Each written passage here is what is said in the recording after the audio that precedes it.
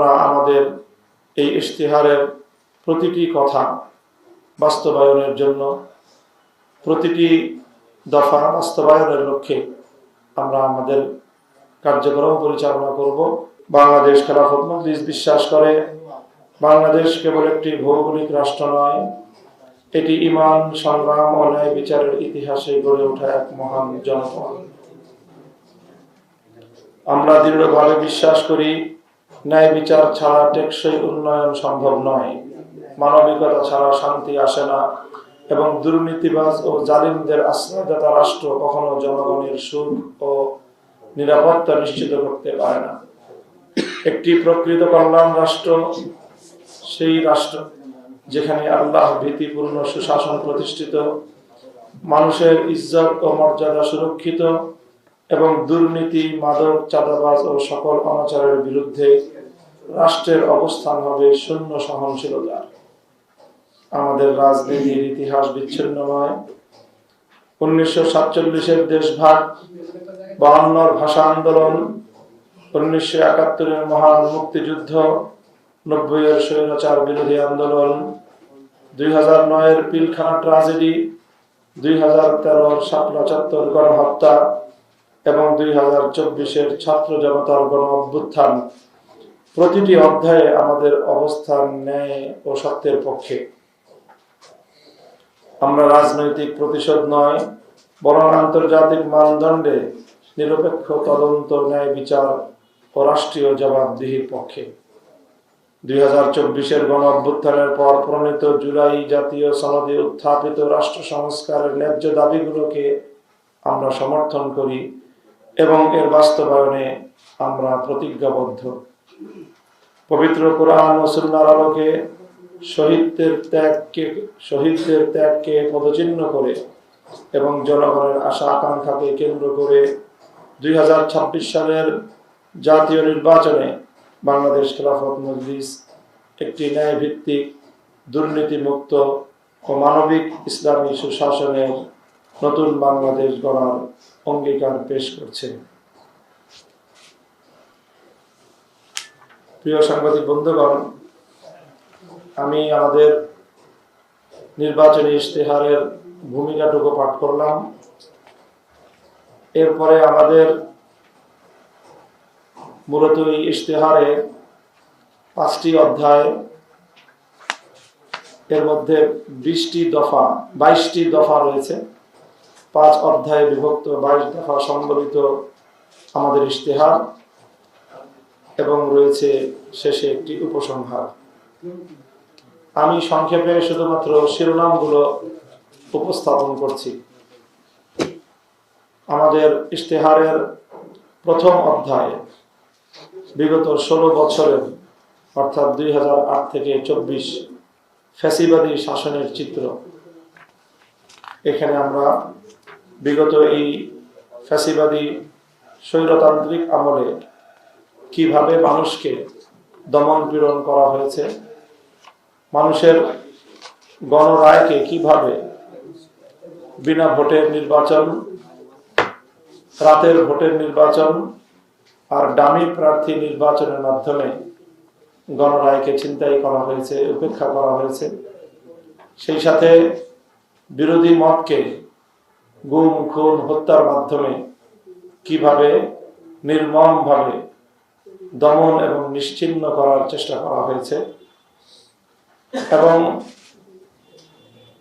Pilkhana tragedy, শাপলা tragedy সহ 2024-এর গণ অভ্যুত্থানের সময় নিরীহ নিরপরাধ আলেম, সেনা কর্মকর্তা, ছাত্র ও সর্বস্তরের জনতার উপর নির্বিচারে গণহত্যা চালিয়েছে, সে বিষয়গুলোর বিবরণ রয়েছে। দ্বিতীয় অধ্যায়ে আমাদের অগ্রাধিকারমূলক কর্মসূচি। এখানে রয়েছে আমাদের 6টি দফা। প্রথম দফা সুষম উন্নয়ন ও নাগরিক জীবনের মৌলিক অধিকার। দ্বিতীয় দফা সুশাসন ও দুর্নীতিমুক্ত রাষ্ট্র ব্যবস্থা। তৃতীয় দফা শক্তিশালী প্রতিরক্ষা ব্যবস্থা ও জাতীয় নিরাপত্তা। চতুর্থ দফা স্বাধীন, মর্যাদাপূর্ণ ও স্বার্থভিত্তিক পররাষ্ট্রনীতি। পঞ্চম দফা সার্বজনীন ঐক্যবদ্ধ ও নৈতিক শিক্ষা ব্যবস্থা।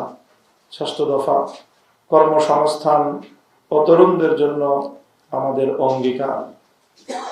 তৃতীয় অধ্যায়ে আমাদের অন্যান্য কর্মসূচি।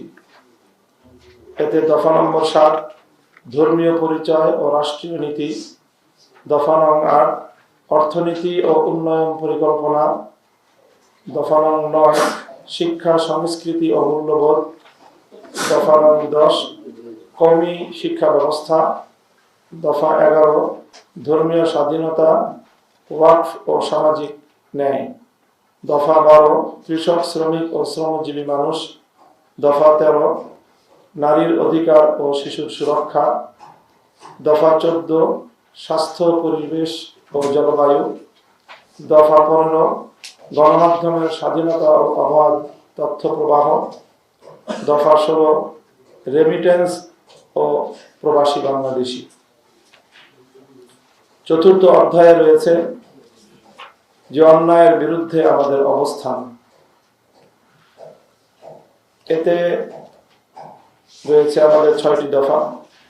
দফা নং 17 চাঁদাবাজি ও দখলবাজি, দফা নং 18 ঘুষ দুর্নীতি ও অপচয়, দফা নং 19 পেশিশক্তি ও টেন্ডারবাজি, দফা 20 গুম খুন ও অপহরণ, দফা 21 ধর্ষণ ও নারী নির্যাতন, দফা 22 ঋণ খেলাপি ও অর্থ পাচার। পঞ্চম অধ্যায় আমরা যে ইতিবাচক আদর্শের পক্ষে সেই বিষয়ে আমাদের বক্তব্য রয়েছে। শেষ উপসংহার, এই ইশতেহার আমাদের প্রতিশ্রুতি নয়, আমাদের ঈমানী দায়িত্ব। আমরা বিশ্বাস করি যে রাষ্ট্র আল্লাহ ভীতি, সৎ নেতৃত্ব, ন্যায় বিচার ও মানবিক সুশাসনের উপর দাঁড়ায়। আমরা বিশ্বাস করি যে রাষ্ট্র আল্লাহ ভীতি, সৎ নেতৃত্ব, ন্যায় বিচার ও মানবিক সুশাসনের উপর দাঁড়ায়, সে রাষ্ট্রই হয় শান্তির ঠিকানা, সুখের আবাস, উন্নয়নের কেন্দ্র। এটাই আমাদের লক্ষ্য। ইসলামী সুশাসনে সমৃদ্ধ, ন্যায়ভিত্তিক, দুর্নীতিমুক্ত, নিরাপদ বাংলাদেশ, এটাই আমাদের অঙ্গীকার। জনগণের সুখ শান্তির নতুন বাংলাদেশ। প্রিয় সাংবাদিক বন্ধুগণ, সংক্ষেপে আমরা আমাদের নির্বাচনী ইশতেহার, ভূমিকা, উপসংহার এবং 5টি অধ্যায়ে বিভক্ত 22 দফার নির্বাচনী ইশতেহার আমরা ঘোষণা করলাম। ইনশাআল্লাহ বাংলাদেশ খেলাফত মজলিসের প্রার্থীরা দেশের বিভিন্ন আসনে 11 দলীয় নির্বাচনী ঐক্য জোটের সাথে সমন্বয় করে দীক্ষা প্রতীক নিয়ে নির্বাচন করছে।